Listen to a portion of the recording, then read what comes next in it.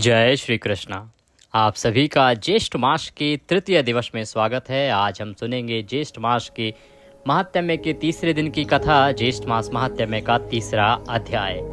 प्रिय भक्तों, बहुत ही अद्भुत प्रसंग चल रहा है। भगवान श्री हरि विष्णु किस प्रकार से देवी पद्मावती के स्वरूप को देखकर मोहित हो जाते हैं और माया रूप में किस प्रकार से बकुला मालिका को वहाँ भेजते हैं देवी से बात करने के लिए, उसे देखने के लिए।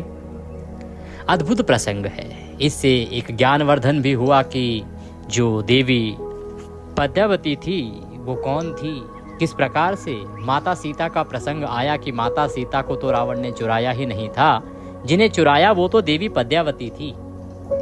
क्योंकि माता सीता को तो अग्नि के यहाँ समर्पित कर दिया था, अग्निदेव उन्हें अपने साथ ले गए थे और उनके स्थान पर देवी पद्मावती को उन्होंने माता सीता का रूप देकर वहां पर छोड़ दिया था। देवी पद्मावती ने किस प्रकार से माता सीता की सहायता की और उसी के वरदान के फलस्वरूप इस जन्म में उनको वरदान मिला कि वो भगवान नारायण की धर्मपत्नी बनेंगी, माता लक्ष्मी का स्थान प्राप्त करेंगी। आइए वृतांत को आगे बढ़ाते हैं। बड़ा ही रोचक और ज्ञानवर्धक प्रसंग है, तो ध्यान से सुनिएगा, अंत तक सुनिएगा। आपका ज्ञानवर्धन भी होगा और भगवान की कृपा भी आपको प्राप्त होगी, क्योंकि भगवान की इन कथाओं को जो सुनता है भगवान श्री हरि का आशीर्वाद उसे अवश्य प्राप्त होता है और भगवान के आशीर्वाद से उसके जीवन का कल्याण होता है। आपसे निवेदन है कि भगवान की कथा का यह एक वीडियो है, कृपया इसे एक बार लाइक अवश्य कर दीजिएगा। भगवत कृपा प्राप्त करने के लिए कमेंट बॉक्स में अवश्य लिखिएगा जय श्री हरि या ओम नमः भगवते वासुदेवाय। भगवान श्री हरि के आशीर्वाद से आपके सभी मनोरथ सिद्ध होंगे। यह भगवान श्री हरि का मास है और इस मास में सूर्य देव तथा बजरंगबली की पूजा का भी बड़ा विधान है, क्योंकि यही वह महीना होता है जेठ का जिसमें बड़ा मंगलवार आता है और बड़ा मंगलवार पर हनुमान जी की आराधना बहुत आवश्यक है। आप करते हैं तो हनुमान जी अवश्य प्रसन्न होते हैं और साथ ही इस महीने में सूर्य की आराधना भी आपको करनी चाहिए। आदित्य हृदय स्तोत्र का आपको श्रवण करना चाहिए, बजरंगबली के सहस्त्र नाम का भी श्रवण करना चाहिए। दोनों ही वीडियो हमारे चैनल पर उपलब्ध हैं।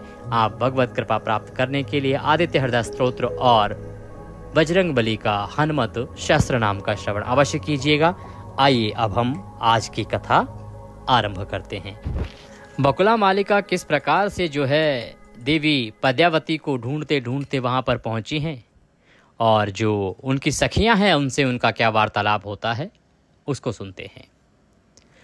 सभी जो युवतियां हैं, जो सखियां हैं, उन्होंने कहा कि हम राजा आकाश के अंतःपुर की स्त्रियां हैं। हम उस राजा की पुत्री पद्यालया की सखियां और सेविकाएं हैं। कुछ समय पहले हम राजकुमारी को लेकर जंगल के अंदर गए थे। हम उत्सुकता से राजकुमारी के लिए फूल इकट्ठा कर रहे थे। जब हम एक पेड़ की जड़ पर बैठे थे तो हमने एक आदमी को देखा जो नीलमणि की तरह काले रंग का था। उसकी छाती जैसे वैभव और सौभाग्य की देवी का मंदिर थी। उसके चेहरे पर एक सौम्य मुस्कान फैली हुई थी। उसके पास सुंदर मोटे मांसल और लंबे हाथ थे। उसने अच्छी तरह से धुले हुए पीले कपड़े पहने थे।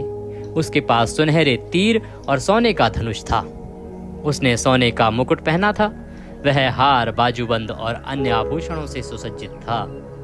हमारी मित्र पद्यालया कमल जैसी आंखों वाली और पिघले हुए सोने के समान शरीर वाली महिला ने उसे देखा और बोल पड़ी, देखो, वहां देखो। जब हम उसे देख रहे थे तब भी वह तुरंत गायब हो गया। हमारी जो सखी है वह बेहोश हो गई। फिर उसे शाही महल में लाया गया जबकि वह अभी भी बेहोश थी। उधर पद्मावती का जो पिता हैं, उन्होंने अपने बेटी को अस्वस्थ देखकर एक ज्योतिषी को बुलाया और उससे परामर्श किया। वो बोलते हैं कि हे श्रेष्ठ ब्राह्मण, हे ऋषि, मेरी पुत्री पर विभिन्न ग्रहों के गोचर के प्रभाव का वर्णन करें। इसके साथ क्या चल रहा है, ये क्यों इस प्रकार से बेसुध है।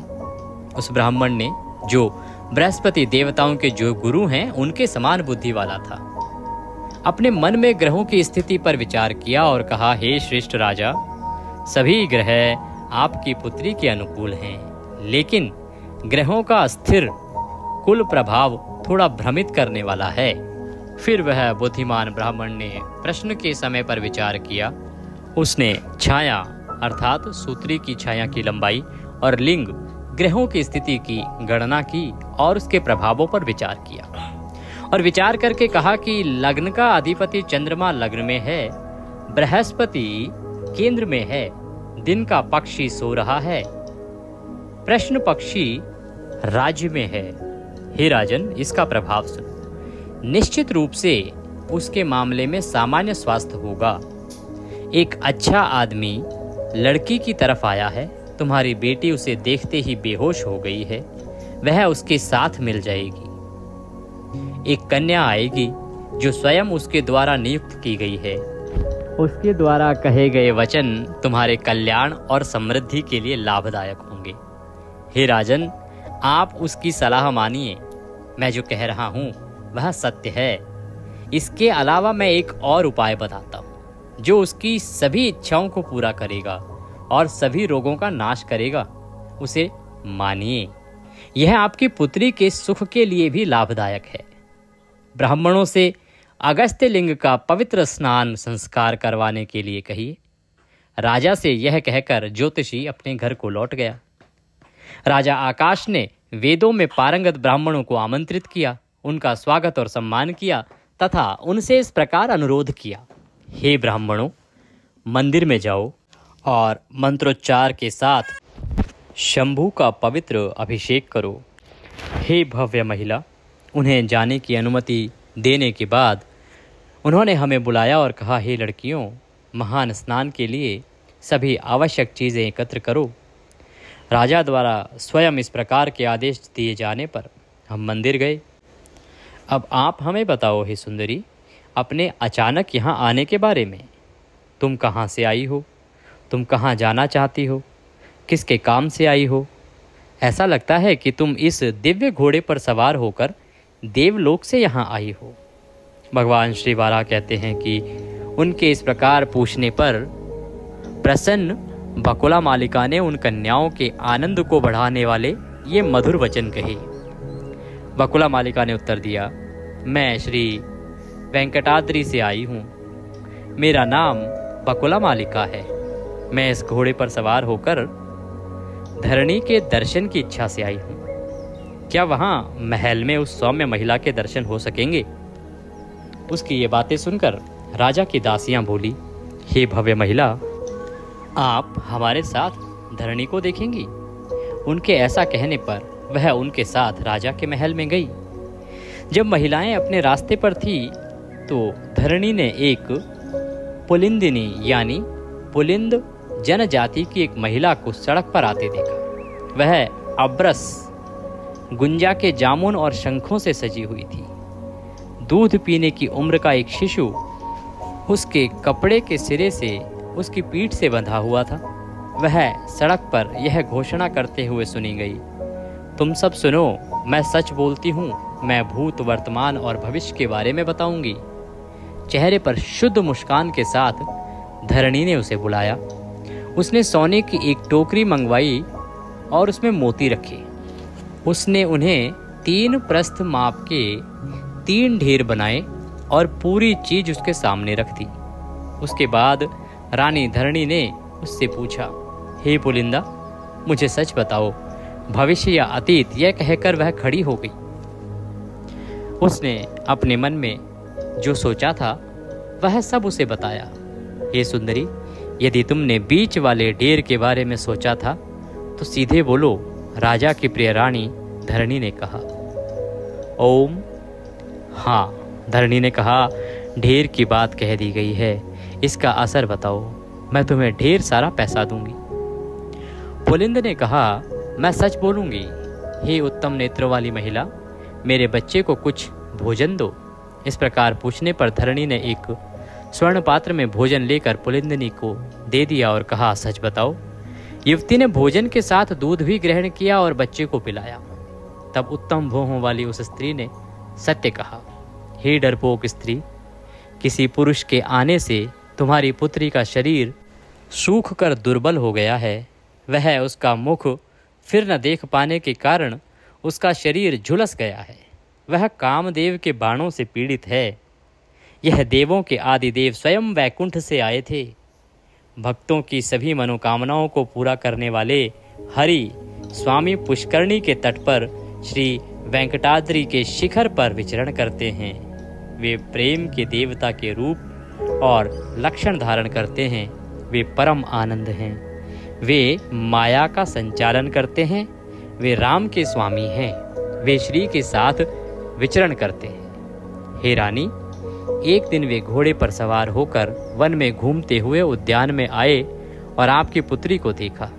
उसे राम के समान सुंदर देखकर वे प्रेम के देवता के वश में हो गए। भगवान अपनी सेविका ललिता को आपके पास भेजेंगे। राम के समान उनके साथ मिलकर वह दीर्घ काल तक आनंद मनाएंगी। मेरे ये वचन सत्य हैं। हे राजकन्या, आज ही देख लो, मेरे पुत्र को कुछ भोजन दो। इतना कहकर पुलिंदिनी चुप हो गई। उसने उसे पुनः भरपेट भोजन देकर विदा किया। जब पुलिंद स्त्री चली गई तब वह निंद अर्थात प्रशंसनीय स्त्री आंगन से उठकर भव्य अंतःपुर में चली गई। वहां उसकी पुत्री पद्यालया अपनी सहेलियों और सखियों से घिरी बैठी थी। वह अपनी बेटी के पास गई जो प्रेम से बीमार थी और बोली, बेटी, मैं तुम्हारे लिए क्या करूं? हे सुंदर पुत्री, वह कौन सी वस्तु है जो तुम्हें सबसे अधिक प्रिय है? अपनी माँ के इस प्रकार पूछने पर बुद्धिमान और गुणी लड़की धीरे से बोली, हे माता, मेरा मन केवल उसी वस्तु की ओर आकृष्ट है जो जगत के सज्जनों की आंखों और मन को प्रिय है, जिसे ब्रह्मा आदि सभी देखना चाहते हैं, जो महान सर्वव्यापी है, जो सभी तेजस्वी वस्तुओं में सबसे अधिक तेजस्वी है, जो सभी देवताओं का देवता है, जो यहाँ सज्जनों और भक्तों को ही प्राप्त हो सकता है, अभक्तों को कभी नहीं, जो भक्तों को सभी इच्छित वस्तुएं प्रदान करता है। हे माता, उसी की खोज की जाए। श्री भगवान बारहा कहते हैं कि यह सुनकर धरणी ने अपनी पुत्री से पुनः पूछा, हे सुंदर नेत्रों वाली मेरी पुत्री, भक्तों के लक्षण बताओ जिनके द्वारा वह प्राप्त किया जा सकता है। पद्यालय ने कहा, हे माता, भक्तों के चिन्हों को ध्यानपूर्वक सुनो। हे धरणी, यह एक रहस्य है।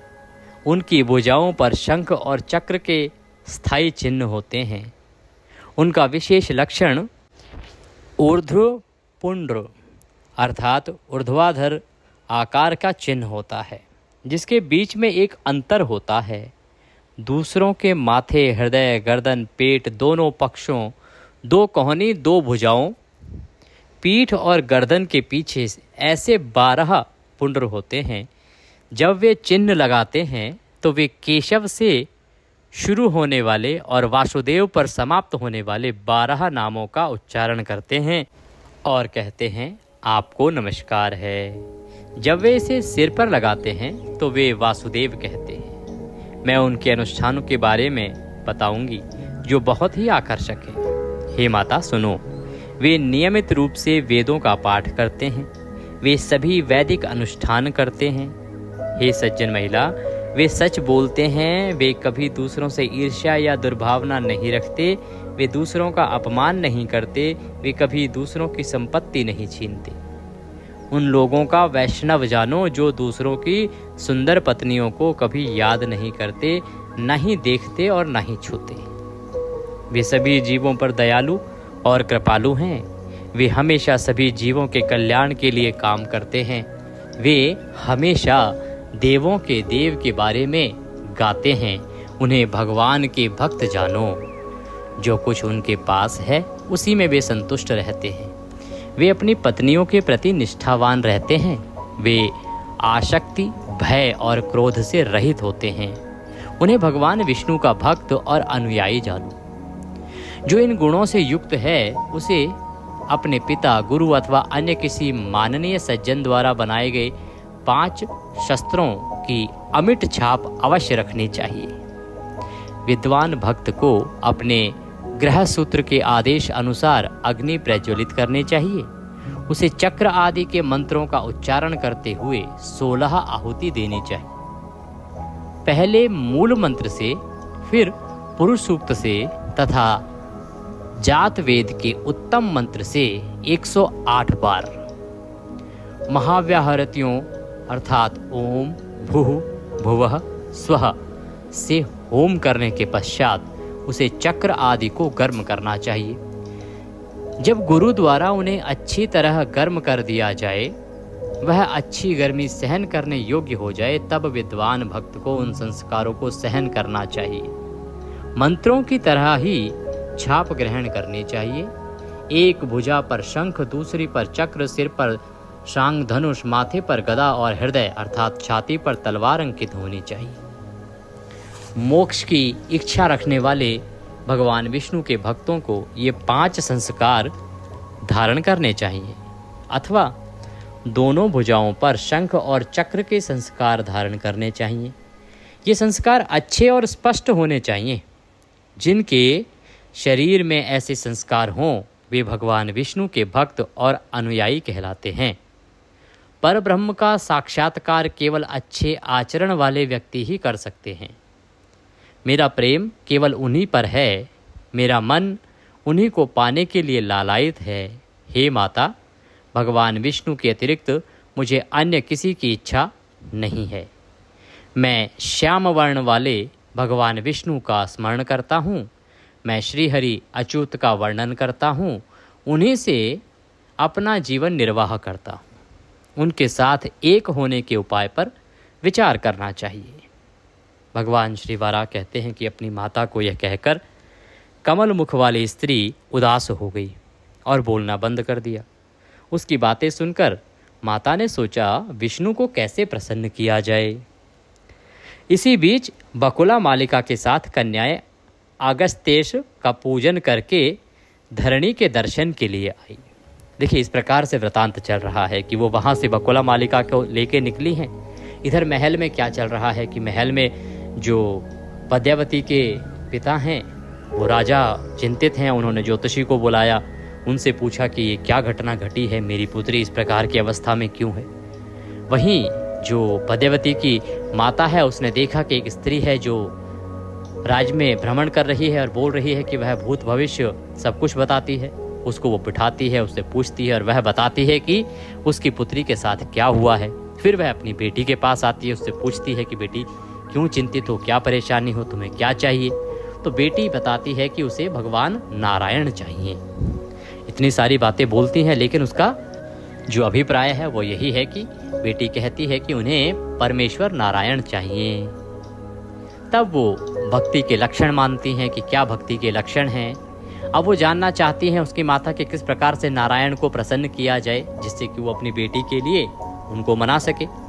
इसी बीच में चलते चलते बकुल मालिका जो हैं वो भी सखियों के साथ आ जाती हैं। उधर जो राजा हैं उन्होंने ब्राह्मणों की विधिवत पूजा करते हैं, उत्तम भोजन कराते हैं, वस्त्र आभूषण के साथ भरपूर धन धान्य देते हैं।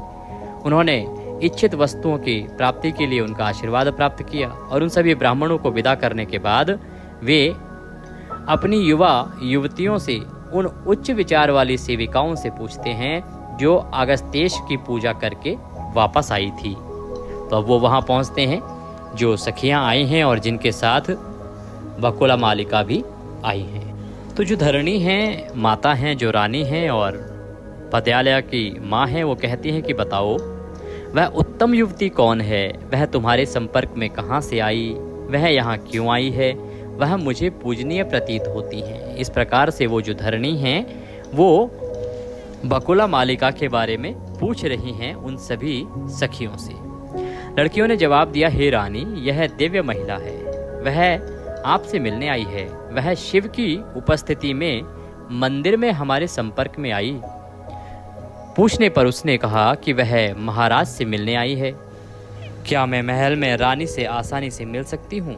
जब उसने हमसे ऐसा पूछा तो हमने कहा कि कृपया हमारे साथ चलें, हम धरणी के सेवक हैं, हम महल जा रहे हैं। हे रानी धरणी, ऐसा कहे जाने पर वह आपसे मिलने के लिए आपके पास आई है। महाराज, आप उससे पूछें आप यहाँ किस लिए आई हैं। भगवान वराह कहते हैं कि उनकी यह बात सुनकर रानी धरणी ने पूछा, हे सज्जन महिला, आप कहाँ से आई हैं? मैं आपके लिए क्या कर सकती हूँ? मुझे सच सच बताओ। मैं आपकी यात्रा का उद्देश्य पूरा करने में आपकी मदद करूँगी। मदद ना कर सकी तो कोशिश अवश्य करूँगी। बकुला मालिका ने कहा, मैं वेंकटाद्रि पर्वत से आई हूँ। मेरा नाम बकुला मालिका है। हमारे भगवान नारायण श्री वेंकटाचल पर्वत पर निवास करते हैं। एक बार वे हंस के समान श्वेत और बुद्धि के समान तीव्र घोड़े पर सवार होकर शिकार के लिए निकले। बसंत ऋतु के सुहाने समय में वे वेंकटाद्रि पर्वत के निकट राजा के वन में विचरण कर रहे थे। मार्ग में उन्हें मृग, हाथी, सिंह, गवय नामक अनेक प्रकार के बैल, 8 पैरों वाले शरभ, रुरु, मृग, तोते, तीतर, हंस तथा अन्य प्रकार के पक्षी दिखाई दिए। वे श्रेष्ठ भगवान हाथियों के एक विशाल सरदार का पीछा कर रहे थे, जो बहुत अधिक मात्रा में इचोर बहा रहा था तथा उसके साथ गौ हथनियां भी थी। वन वन घूमते हुए वे राजा शंख के पास पहुंचे, जो बृहच्छिल में और श्री भूमि के साथ जनार्दन की उपस्थिति करके तथा बड़ी भक्ति से उनकी निरंतर पूजा करके तपस्या में लीन थे। वहां शंख नागबिला नाम का एक उत्तम और पवित्र सरोवर है। जब वह उस सरोवर के किनारे पहुंचे तो वह अपने घोड़े से उतर गए। राजा का वेश धारण करके वह उत्तम राजा शंख के पास गए और उससे पूछा, हे श्रेष्ठ राजा, इस शेष पर्वत की तलहटी में आप क्या कर रहे हैं? तो राजा शंख ने उत्तर दिया, मैं राजा श्वेत का पुत्र हूँ। मैं है देश का निवासी हूँ। महाविष्णु की प्रसन्नता के लिए मैंने यहाँ सभी प्रकार के यज्ञ किए थे। हे राजकुमार, मैं महाविष्णु के दर्शन न कर पाने के कारण बहुत निराश और हताश हो गया था। उस समय सभी चिंताओं को नष्ट करने वाली एक दिव्य वाणी स्पष्ट रूप से बोली, हे राजन, मैं यहाँ तुम्हें दिखाई नहीं दूंगी, मेरी बात सुनो। नारायणाद्रि के पास जाओ और तपस्या करो। इसलिए मैंने अपना देश छोड़ दिया। यहाँ ही राजन, मैं श्री के अकल्पनीय भगवान को स्थापित करके प्रसन्न करता हूँ। मैं तपस्या के माध्यम से उन्हें प्रसन्न करता हूँ। अगस्त्य के आशीर्वाद से मैं प्रतिदिन विधि पूर्वक उनकी पूजा करता हूँ। उसके ये शब्द सुनकर प्रभु ने उपहास पूर्ण हंसी के साथ कहा, नारायणाद्रि, जाओ, तुम इस पहाड़ की तलहटी में क्यों रहते हो? इस मार्ग से पहाड़ पर चढ़ो और पश्चिमी शिखर पर न्यग्रोध वृक्ष के नीचे बालक रूप में स्थित विश्वक्सेन को प्रणाम करो। स्वामी पुष्करणी जाओ और वहां स्नान करो। हे राजकुमार, वहां पश्चिमी तट पर तुम्हें वाल्मीक, चींटी का टीला और अश्वत्थ अर्थात पवित्र जंजीरों का पेड़ दिखाई देगा। उन दोनों के बीच में अपना तप करो। इस चींटी के टीले में एक सफ़ेद सुअर घूमता है, लेकिन वह केवल पुण्य आत्माओं को ही दिखाई देता है। हे राजन, इस प्रकार आज्ञा देकर भगवान घोड़े पर सवार होकर शिकार खेलने चले गए। ये सारा वृतांत जो कौन बता रही हैं? बकुला मालिका। ये वृतांत बता रहे हैं कि भगवान वहां से चले थे, रास्ते में उन्हें कौन मिले और उसके बाद आगे क्या होता है। आगे कहती हैं कि हे उत्तम बहों वाली, वे वन वन घूमते हुए अरणी नदी के तट पर पहुंचे। घोड़े से उतरकर वे उसके उत्तम तट पर टहलने लगे। वन के छोर से आने वाली मंद मंद हवा, जो कमलों और कल्लर के फूलों पर बहने के कारण शीतल थी, उनकी थकावट दूर कर रही थी और इस प्रकार पुरुषोत्तम की सेवा कर रही थी। वृक्षों ने पुष्प वर्षा करके उनकी सेवा की। इस प्रकार भगवान फूलों से लदे वृक्षों के बीच घूम रहे थे और झुके हुए थे। वे एक राजसी हाथी की तलाश में थे। उन्होंने उन सुंदर सजी धजी लड़कियों को बादलों के बीच बिजली की चमक की तरह फूल तोड़ते देखा। उन्होंने उन लड़कियों के बीच एक युवती को देखा। उसका रंग सुनहरा था, वह लक्ष्मी की तरह अत्यंत आकर्षक थी। भगवान उनके प्रति अपने हृदय में आसक्त हो गए। उसे पाने की इच्छा से भगवान ने उन लड़कियों से पूछा, यह लड़की कौन है? उन लड़कियों ने उस आदमी को बताया कि हे महाबली, यह राजा वियत की बेटी है। उनकी ये बातें सुनकर वह घोड़े पर सवार हुए और शीघ्र ही अपने निवास स्थान सुंदर पर्वत पर लौट गए। स्वामी पुष्करणी के तट पर अपने निवास पर पहुंचकर भगवान ने मुझे बुलाया और कहा, अच्छा बकुला मालिका, राजा व्याट के नगर में जाओ और अंतःपुर में प्रवेश करो। उनकी पत्नी धरणी के पास जाओ। उनके स्वास्थ्य और कुशल क्षेम के बारे में पूछकर उनकी सुंदर पुत्री कमलालया अर्थात पद्यालया के लिए प्रार्थना करो। हे सुंदरी, राजा की स्वीकृति पाकर शीघ्र ही वापस लौट आओ। हे रानी, मुझे भगवान ने ऐसी आज्ञा दी है, इसलिए मैं आपके धाम आई हूँ। इस संबंध में जो उचित हो वह आप तथा राजा और उनके मंत्रियों के साथ मिलकर करें। अपनी बेटी से सलाह लें और उत्तम उत्तर दें। इस प्रकार से बकुला मालिका ने जो है सारी बातें पद्यालया की माँ को बता दी। भगवान वारा कहते हैं कि उसकी बातें सुनकर रानी प्रसन्न हो गई। उसने राजा आकाश को बुलाया और वे दोनों कमलालया चले गए। मंत्रियों की सभा में रानी ने बकुला मालिका के वचन दोहराए। उन्हें सुनकर राजा प्रसन्न हुए और मंत्रियों तथा पुरोहितों से बातचीत करके बोले, यह कन्या गर्भ से उत्पन्न नहीं हुई है। कमलालया दिव्य और परम सौभाग्यशाली है। इसे वेंकटाद्रि में रहने वाले देवों के स्वामी ने मांगा है। आज मेरी इच्छा पूरी हो गई है। मुझे बताइए कि यह क्या सही प्रस्ताव है? क्या ये प्रस्ताव आप सभी को स्वीकार्य है? राजा के उत्तम वचन सुनकर सभी मंत्री प्रसन्न हो गए और राजा वियत से बोले, हे महाराज, हम संतुष्ट और प्रसन्न हैं। आपका कुल सबसे श्रेष्ठ होगा। आपकी अद्वितीय पुत्री श्री के साथ क्रीड़ा करेगी। उसे शांगधारी देवों के स्वामी परमात्मा को दे दिया जाए। यह वसंत ऋतु गौरवशाली है। शुभ संस्कार शीघ्र संपन्न किया जाए। देवताओं के गुरु बृहस्पति को बुलाया गया और विवाह के लिए शुभ समय निश्चित किया गया। ऐसा ही हो, ऐसा कहकर मनुष्यों के स्वामी ने सुरलोक से बृहस्पति को बुलाया और उनसे कन्या और वर के विवाह का समय पूछा। राजा ने पूछा, कन्या का मूल नक्षत्र मृगशीर्ष है, भगवान का नक्षत्र श्रवण है। इन दोनों की युति पर विचार करना चाहिए। यह सुनकर दिशण ने कहा कि उत्तरा फाल्गुनी नक्षत्र दोनों के सुखों की वृद्धि के लिए उपयुक्त है। ऐसा दिव्य ज्योतिषियों ने घोषित किया। उनका विवाह उत्तरा फाल्गुनी तिथि को मनाया गया। इस प्रकार ज्येष्ठ मास में विधि पूर्वक विवाह मनाया गया। भगवान वारा ने कहा कि राजा ने धिषण का यथोचित सम्मान किया और उसे विदा किया। फिर उसने दूती से कहा, हे सुकुमारी, भगवान के धाम जाओ। हे पवित्र चारिणी, देवों के स्वामी को सूचित करो कि विवाह ज्येष्ठ मास में होगा। वे विवाह की सारी व्यवस्था करके यहाँ आने की कृपा करें। इसके बाद उन्होंने रानी के प्रियतम शुक को दूत बनाकर उनके साथ भेजा। उन्होंने अपने पुत्र वायु को इंद्र और अन्य लोगों को लाने के लिए भेजा। उन्होंने विश्वकर्मा को बुलाकर नगर को सजाने का काम सौंपा। उन्होंने यह काम क्षण भर में ही पूरा कर दिया। इंद्र ने पुष्प वर्षा की। देव कन्याओं के समूह नाचने लगे। धनद कुबेर ने उन धाम को धन धान्य आदि से भर दिया। यमराज ने पृथ्वी के लोगों को रोग मुक्त कर दिया। वरुण ने उस स्थान को रत्नों और मोतियों आदि बहुमूल्य रत्नों से भर दिया। भगवान बराह कहते हैं कि तब बकुला मालिका शुक के साथ घोड़े पर सवार होकर आगे बढ़ी। वह श्री वेंकटाद्रि के पास पहुंची और भगवान के निवास के पास घोड़े से उतरी। शुक के साथ वह अंदर गई और श्री के साथ रत्न जटित सिंहासन पर बैठे हुए तेजोमय नेत्रों वाले भगवान से मिली। प्रणाम करके वह अत्यंत प्रसन्न होकर बोली, हे प्रभु, वहाँ कार्य पूर्ण हो गया है। यहाँ शुभ समाचार सुनाने के लिए मेरे साथ शुकदेव भी आए हैं। भगवान द्वारा बोलने की आज्ञा मिलने पर शुकदेव जी ने सिर झुकाकर कहा। शुक कहते हैं कि धरणी की पुत्री आपसे कहती है, हे माधव, मुझे स्वीकार करें। मैं आपके नामों का उच्चारण करती हूँ अर्थात दोहराती हूँ।